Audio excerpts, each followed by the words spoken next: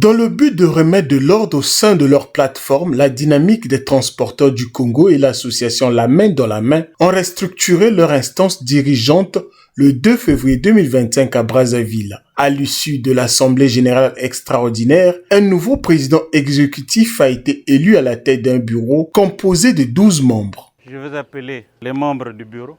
Mais en passant, je vous dis que certains conservent leur poste. Président actif, c'est Cocorico Rodrigue Bokenze.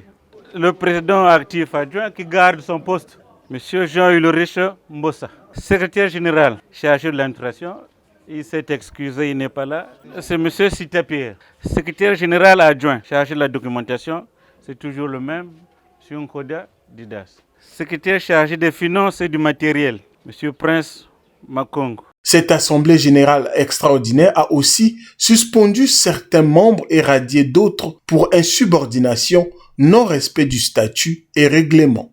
Convoqué par son président fondateur, avec avis des 2/3 des membres, conformément à l'article 14 du règlement intérieur, des sanctions ont été prononcées sur les nommés Matouba Dedi et Samba Sylvain, qui écopent une suspension des instances de l'association pour insubordination, non-respect des statuts et du règlement intérieur, divulgation de certains faits, documents et informations en rapport avec l'article 34 des statuts. L'Assemblée s'est prononcée pour la radiation de M.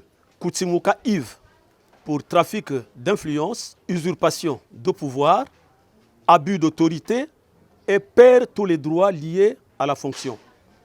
Interdiction lui est faite de ne plus se prononcer au nom de l'association devant les autorités de la République. Ému, le nouveau président élu affirme poursuivre les missions et les objectifs de la dynamique. Mes premiers sentiments, c'est d'abord de saluer la confiance d'abord du président fondateur et les membres de la commission des sages et tous les membres présents ici de m'avoir fait confiance. Les missions sont bien connues parce que la vision de la dynamique est claire. C'est la cohésion sociale, l'unité et tout. Il faut bien que nous conduisions l'association à atteindre ses objectifs. Félicitons la dynamique pour la bonne tenue de cette assemblée. La Fédération syndicale des professionnels de transport du Congo, FECIPTC en sigle, lève le ton contre les usurpateurs de titres et lance un appel à l'endroit des autorités compétentes afin d'assainir ces secteurs. Nous sommes dans un pays de droit où nous avions des dirigeants. Alors nous ne pouvons pas continuer à assister à des gens qui passent dans les médias en usurpant les postes, les titres.